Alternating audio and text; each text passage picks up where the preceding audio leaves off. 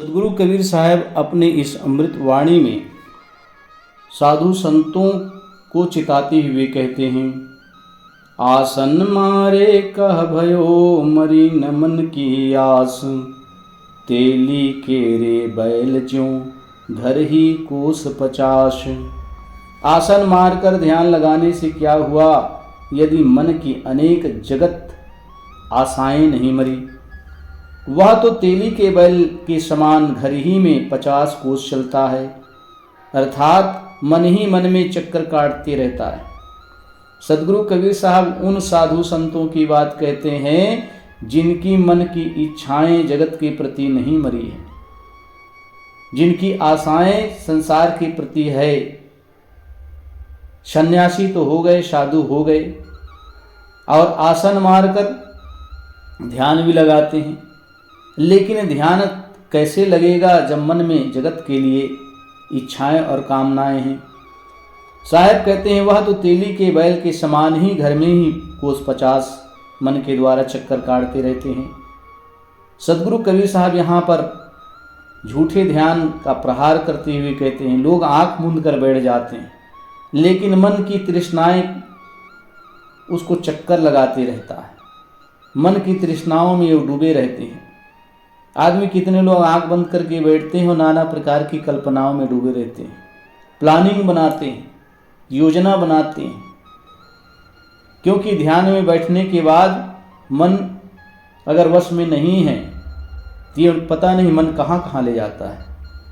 तो कितने लोग ऐसे हैं जब ध्यान में बैठते हैं तो मन में योजना बनाते रहते हैं, कहाँ से धन मिलेगा, कहाँ जाना है, किसके घर जाना है, कैसे प्रवचन करना है, मेरा कार्यक्रम कैसे चले। ये नाना प्रकार की जो है साधु संत ध्यान लगा कर बैठे रहते हैं और मन उनका चलते रहता है। सदगुरु कबीर साहब यही कहते हैं कि आसन मार कर ध्यान लगाने से क्या हुआ, जब मन की इच्छाएं तृष्णाएं नहीं मिटी है, जगत के प्रति आशाएं नहीं मिटी है। सब आसन आशा तनय निर्वत कोई नाही, निर्वृत्ति को जाने नहीं प्रवृत्ति प्रपंच ही माही। निर्वृत्ति यानी त्याग बिना योग के समस्त आसन शरीर के स्वार्थ तक ही हैं। लोग त्याग वृत्ति को जानते नहीं है, प्रपंच प्रवृत्ति ही में उलझे रहते हैं। यहाँ पर सदगुरु कबीर साहब कहते हैं त्याग के बिना योग साधना संभव नहीं है। योग के समस्त आसन शरीर के स्वार्थ तक ही सीमित रहते हैं। जितने भी हम योग साधन करते हैं शरीर के लिए होते हैं कि शरीर हमारा निरोग रहे, लेकिन मन में जो ध्यान की बात आती है, हम ध्यान जब करते हैं तो हमारे मन की सारी इच्छाएं समाप्त हो जाना चाहिए और आत्मा में लीन यह मन तभी समाधि में प्रविष्ट होता है। ये बड़े अभ्यास, बड़ी कड़ी अभ्यास के कारण होता है। धीरे धीरे मनुष्य जो है अभ्यास करके अपने मन को अपनी आत्मा में स्थिर करके समाधि में जा सकता है, लेकिन इसके लिए बहुत कड़ी मेहनत की जरूरत है। निरंतर अभ्यास करते रहने से मन अपने वश में हो जाते हैं और इंद्रियां भी अपने वश में हो जाती हैं।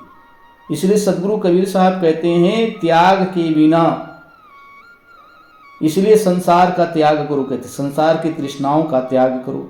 संसार में जरा भी सुख नहीं है। लोग त्याग वृत्ति को जानते नहीं हैं। साहब कहते हैं लोग त्याग की भावना को नहीं जानते। हमारे मन में त्याग वृत्ति होनी चाहिए, लेकिन यह तो प्रपंच वृत्ति में उलझे रहते हैं। यह प्रपंच संसार के इंद्रियों के सम जितने भी विषय को भोगते हैं वो प्रपंचती हुई है, वो प्रपंच ही है। जितने भी इंद्रियों से हम विषयों को ग्रहण करते हैं वो प्रपंच ही हैं, लेकिन शरीर निर्वाह के लिए तो ग्रहण करना पड़ता है।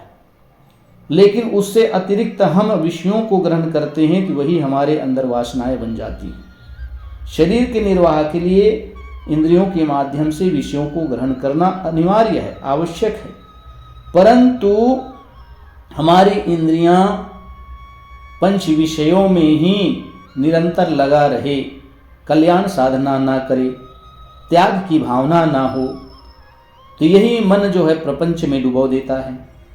आशा तो गुरुदेव की और गले की फांस, चंदन डिक चंदन भय देखो आक पलाश। आशा तो गुरु ज्ञान की ही करो। बारंबार सदगुरु गुरु ज्ञान की बात क्यों कह रहे हैं? क्योंकि गुरु ज्ञान से ही जीव की मुक्ति है, जीव का कल्याण है। तो सदगुरु कहते हैं आशा तो गुरु ज्ञान के ही करो, अन्य जगत की आशा ना करो। अन्य जगत की आशा तो गले की फांसी है। जिस प्रकार से रस्सी गले में फंस जाने पर आदमी की मृत्यु हो जाती है, उसी प्रकार साहब कहते हैं जन्म मरण के चक्र में डालने वाला यही आशा ही है, जो गले की फांसी बन गई है। देखो आग पलाश भी मलियागिर के पास चंदन हो जाते हैं। सदगुरु कबीर साहब कितना सुंदर उदाहरण देते हुए कहते हैं कि आग पलाश जो निरर्थक हैं, जो नीरस हैं, जिसमें कोई खुशबू नहीं है, मलियागिर के पास रहने से उसमें चंदन की खुशबू आ जाती है। उसी प्रकार से जगत प्रपंच में उलझे हुए मन नित्य संत गुरुजनों का सत्संग करते रहे तो वह भी एक दिन अच्छे साधक बन जाते हैं। घर गृहस्थी में पड़े रहने वाले जब वो निरंतर संत गुरुजनों से सत्संग करते रहते हैं और थोड़ी साधना में लग जाते हैं तो वह भी साधना के पथ में निरंतर बढ़ते हुए अपने जीवन का कल्याण कर लेते हैं। इसलिए सदगुरु कहते हैं कि आशा तो गुरु ज्ञान कह ही करो, क्योंकि उसी से मुक्ति है। कबीर शोधन संचिए जो आगे को होए, शीस चढ़ावे गाठरी जात न देखा कोई। हे मनुष्यों, उस धर्म परमार्थ रूपी धन का संग्रह करो जो आज और भविष्य के लिए भी दृढ़ पूंजी है। संसारिक धन की गठरी शीश पर बांध कर ले जाते हुए किसी को देखा नहीं गया। सदगुरु कबीर साहब उस धन की बात कह रहे हैं जो हमारे साथ शरीर छोड़ने के बाद जा सके। तो ऐसा कौन सा धन है सज्जनों? साहब कहते हैं धर्म परमार्थ रूपी धन का संग्रह करो, आत्मज्ञान रूपी ज्ञान का संग्रह करो, क्योंकि संसार के प्राणी पदार्थों जो हम संग्रह करते हैं, भौतिक धन का संग्रह करते हैं, इसको आज तक किसी ने भी गठरी बांधकर शीश में ढोकर कोई लेके नहीं गया है। संसारिक धन की गठरी शीश पर बांध कर ले जाते हुए किसी को नहीं देखा गया। जो दुनिया से जाते हैं शरीर को ही छोड़कर चले जाते हैं। जाता क्या है? जीवन भर धन धन धन धन करते रहते हैं, जीवन भर संसारिक जीवन में गुजारते हैं अपने जीवन को, प्राणी पदार्थों की माया मोह में फंसे रहते हैं, रात दिन उसी में उलझे रहते हैं। सदगुरु कबीर साहब कहते हैं कि तुमने परमार्थ रूपी धन संग्रह किया? अगर नहीं किया तो ये भौतिक धन साथ में जाने वाले नहीं हैं। चाहे गठरी बांध कर रख लो, मृत्यु पश्चात यहीं पड़े रह जाएंगे। इसलिए ऐसे धन का भी संग्रह करो जो साथ में जाएंगे। अब वह धन है अच्छे संस्कार, साधु संतों के गुरु ज्ञान, आत्मज्ञान, यही हमारे साथ जाएंगे। दुनिया में सबसे कीमती धन है आत्मज्ञान। आत्मज्ञान रूपी धन संग्रह कर लेने से मनुष्य की सद्गति होती है, ये जीव की सद्गति होती है। नहीं तो संसारिक जीवन का संस्कार जो है इस जीव को दुर्गति के सिवा और कुछ नहीं कराती है। इसलिए सज्जनों, सदगुरु कबीर साहब कहते हैं धर्म परमार्थ आत्मज्ञान रूपी धन का संग्रह करो जो आगे भी भविष्य में दृढ़ पूंजी के रूप में हमको मिलेगा। आज हम सुखी रहेंगे अध्यात्म जीवन जीते हुए, और जब शरीर को छोड़ेंगे तो भी हम खुशी खुशी से इस दुनिया से चले जाएंगे, यही हमारे साथ रहेंगे। कबीर तृष्णा पापनी तासु प्रीति न जोर, पैड़ पैड़ पाछे पड़े लागी मोटी खोह। हे मनुष्यों, तृष्णा पापिनी है, महापापिनी तृष्णा है। मन में जो तृष्णा है संसार के प्रति वो महापापिनी है, और यही सबको, सभी जीवों को नीच खानी में ले जाती है। इसलिए सदगुरु कबीर साहब कहते हैं, हे मनुष्यों, थोड़ा सजग हो जाओ। यह तृष्णा रूपी पापिनी, इससे मित्रता मत जोड़ो, अन्यथा यह पग पग पर पीछे लगी रहेगी और तुम्हारे ऊपर भारी दोष लग जाएंगे। सदगुरु कबीर साहब इस पापनी से सावधान करते हुए कहते हैं, ऐसी तृष्णा रूपी पापनी से मित्रता मत जोड़ो, क्योंकि आदमी, देखो, आदमी की सदगति उनकी संगत से होती है। आदमी अगर सदगति चाहता है तो संत गुरुजनों की संगत करे, और अपनी दुर्गति वो चाहते हैं तो दुर्गुणों का संगत कर लें। दुर्गुणों का संग्रह और संगत कर लेने से जीव नरक में चला जाता है, क्योंकि जैसी आदमी की संगत होती है वैसी उनकी गति होती है। तो सदगुरु कबीर साहब कहते हैं कि अगर सावधान नहीं हुए तो यही पग पग पर पीछे लगकर जीव को रुलाती रहती है। अनेक दोषों में, अनेक कष्टों में यही तृष्णा डाल देती है। इसलिए इस तृष्णा से सजग रहो। तृष्णा सींची ना बुझे, दिन दिन बढ़ती जाए, जब आशा का रुख ज्यों घन में हाँक मिलाए। तृष्णा को तृप्त करने से वह नहीं बुझती है। अब मन में तृष्णाएं हैं, अब इसको अगर तृप्ति मिलती है तो ये तृष्णाएं कहाँ शांत होगी, बल्कि नित्य प्रति बढ़ती ही चली जाती है।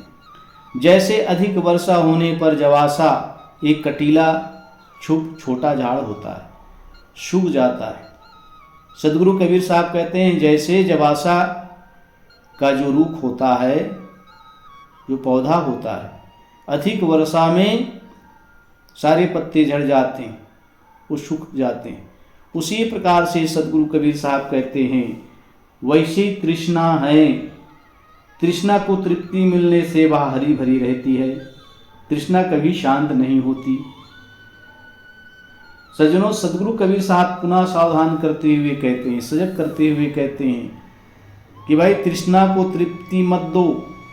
मन में इच्छाएं, मन में तृष्णाएं हैं तो उसको शांत करो और विचार करो, इसको मिल जाने से हमें क्या लाभ होगा। रात दिन हम इनके पीछे लगे रहते हैं, हमारा सुख सहन चला जाता है, लेकिन क्या वास्तविक में उसमें सुख है?